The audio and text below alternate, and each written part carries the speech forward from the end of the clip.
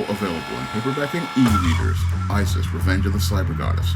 The goddess next door takes on the threat of a deadly digital diva driven to destroy the world in this action-packed, all-new Isis series adventure. Get Isis, Revenge of the Cyber Goddess featuring a bonus pin-up and the other two books in the Cyber Goddess saga at online bookstores everywhere today.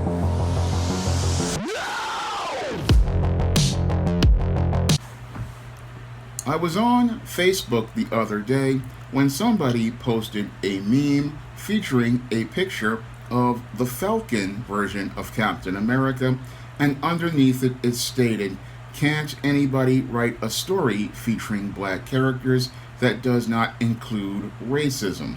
And it's clear to me that the person who posted this meme never really read any comic books by black comic creators who are independent, or black manga by independent black manga creators, or read books from black fantasy writers like myself. Because if this person had read some independent black comics from black comic creators, read some black manga from black manga creators, and read black fantasy from black fantasy writers like myself, they would see that writers like myself can go out here and write all types of stories and never once mention racism. And while racism is a part of black life, it is not the only thing that shapes black culture, and it is not the only thing that shapes the black experience. And a talented writer like myself, I can write all kinds of stories featuring a black character and never once tackle the issue of racism as a center theme as related to the character story. For example, when I wrote my novel, The Temptation of John Haynes, back in 2005, yes, the character had to deal with racism in an incident in the second act as related to racial profiling. But he also had to deal with intra-racism from the black class structure, but that wasn't a core theme of that book's story. No, the core theme of that book's story was about this John Haynes character being tempted by the devil with a sexy she-demon who was out to take his soul. So when I wrote that story, yes, there are issues as related to race that I tackled, and there were issues as related to class that I tackled as related to black culture and the black experience, but it wasn't all about the evil white man, and it wasn't all about making the white man the bad guy of the story. No, the core villain of the story was the devil and his efforts to tempt John Haynes and take his soul. And in other stories I have done in books like the Isis series, I have not even tackled race at all. For example, for a story like that I've done, like Amari's Revenge, I didn't even talk about racism. It was all about Isis and her issues with this Nubian queen who wanted to get revenge on her. And in a second story I did called The Ultimate Fight, the Isis character was taking on the Greek goddess Nemesis, who is a white woman. And in that story, where the Nemesis character was challenging Isis to fight her in the octagon, I never once mentioned race. And if you read the story, you would see the content of the characters and not the color of their skin. And when I'm writing books like the Isis series, and I tackle different characters, like in the story All That Glitters, I featured again another white female villain, Goldenshine, who was robbing banks in a bikini, and again, never once mentioned race at all in that story.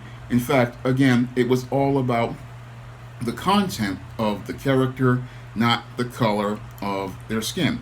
And in other Isis stories, like I've done, like The Beauty Myth, Wrath of the Cyber Goddess, and Revenge of the Cyber Goddess, I did a 3-part story arc where the Isis character was dealing with this Rahima Sanders character who had these issues as related to her insecurity revolving around her beauty, and decided to turn herself into a technological goddess in order to take on the Isis character. And again, the primary focus was the action and adventure, not the racial makeup of the characters. In fact, it was two black characters fighting each other, and again, never once mentioned race at all in that story.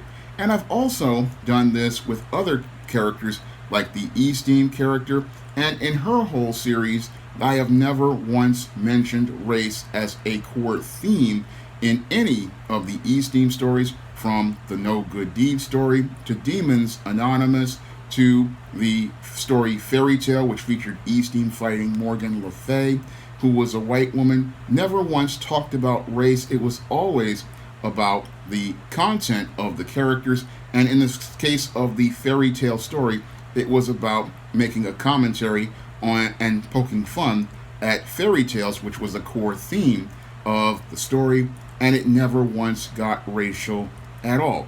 And in other Esteem stories I've done, like Little Girl Lost, and I've talked about how this Esteem character was taking on this Brimstone Jack, this demon pimp, and these demons, and she was faced off against demon strippers.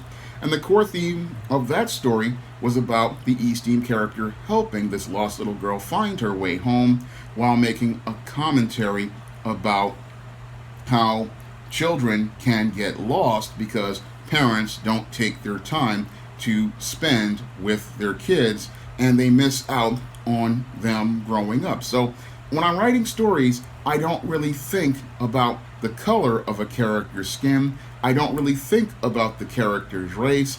I'm thinking, when I'm writing a story, is about the commentary I'm trying to make with those characters. And while those characters are primarily black people, the whole theme of the story is about making sure that the story fits the themes I'm trying to tell, and in making sure that the story's message is on point. So as a black writer, I can go out here and I can write all kinds of fantasy stories, and in 99.9% of those fantasy stories, I'm not tackling racism all the time, because a good fantasy writer like myself, we have a very vivid imagination, and our whole thing is to create a world where you can immerse yourself and escape into that world. And most black fantasy writers like myself, we can go out here and write those kinds of stories that feature action and adventure and take you away into a fantastic world, and never once sit there and talk about racism at all. Now, again, I have written stories that have featured themes regarding racism, and I have done those kind of stories several times. For example, I did a story called Isis: Imitation of Life, a historical fantasy story set during the golden age of superheroes, and it tackled the whole issue of being a black hero during Jim Crow. And in that story, I wanted to talk about how Isis was a hero, even though there was Jim Crow going on, and she really couldn't use her powers. She understood that she could be a hero in a different way, and that way was by being a teacher.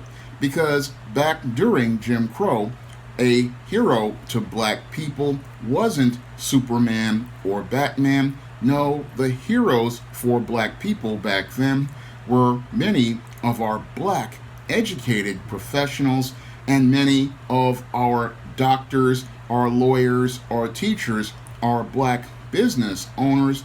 These were the heroes because they laid the foundation and they raised the generation that became the people who fought for civil rights. So when I was writing the story Isis: Imitation of Life, I focused on what a hero was to black people during the golden age, during the dark period of Jim Crow, and I focused on how being a teacher and a professor and a sorority leader was how Isis was a hero, And it wasn't about her using superpowers, it was about her empowering others by teaching them that they had self esteem, that they had self worth, and that a black person had value during a dark period where racists were telling black people they were less than and presenting minstrel and other negative images regarding black people. So when I was writing ISIS Imitation of Life,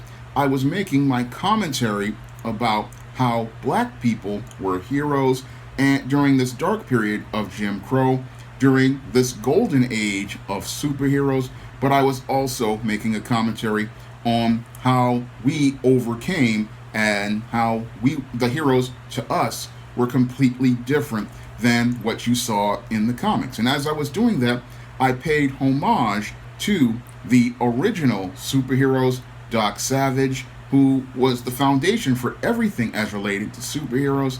And I did this all while making my commentary.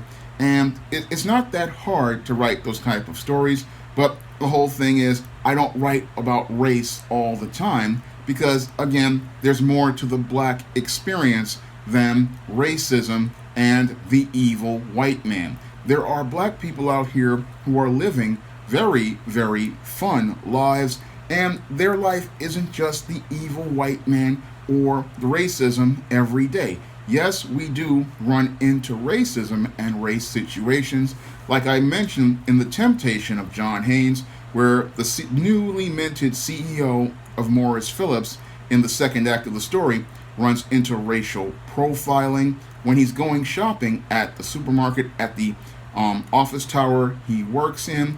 And I deal with that whole story as related to racism, showing how the CEO deals with these people who racially profiled him by not only terminating the boss of the security team, but also by creating new policy to ensure no one else is racially profiled. So when I, again, go out here, it's not always a theme in the stories that I write. And again, any good black writer can write a whole host of stories featuring black characters and never once mention racism or make it a core theme of the book.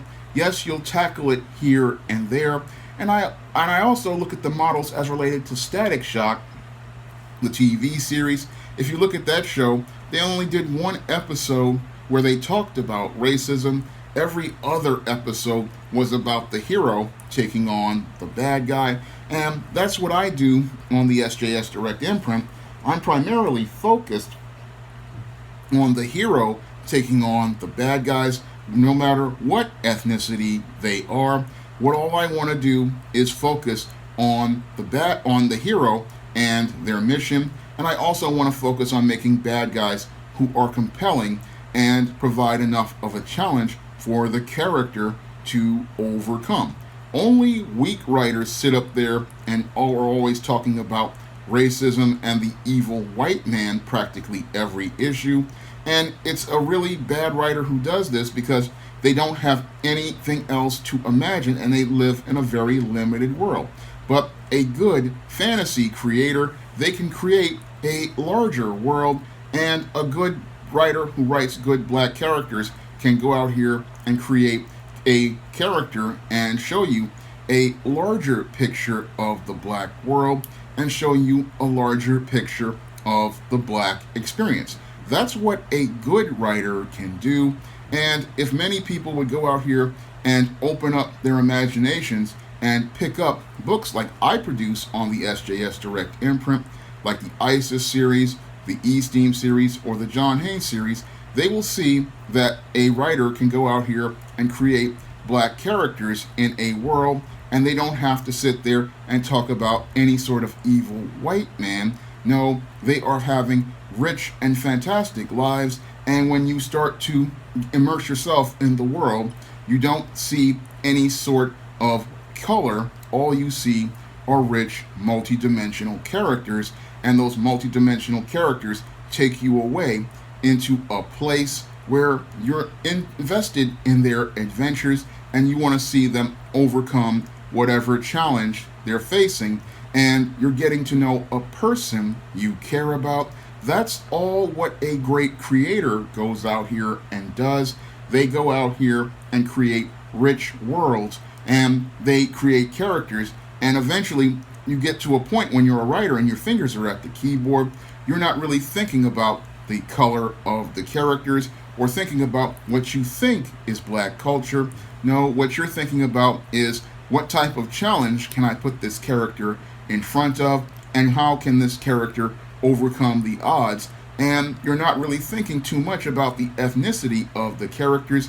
All you're thinking about is making a very compelling story that will have the readers coming back for more. Now, if you want to try some of the books on the SJS Direct imprint, like the ISIS series, the E-Steam series, the John Haynes series, or the books of the Spinsterella trilogy, you can find all of those books on Amazon.com in paperback and Kindle format. And if you want to try my first comic, E-Steam No Good Deed, it's available for 99 cents on Amazon.com on Kindle.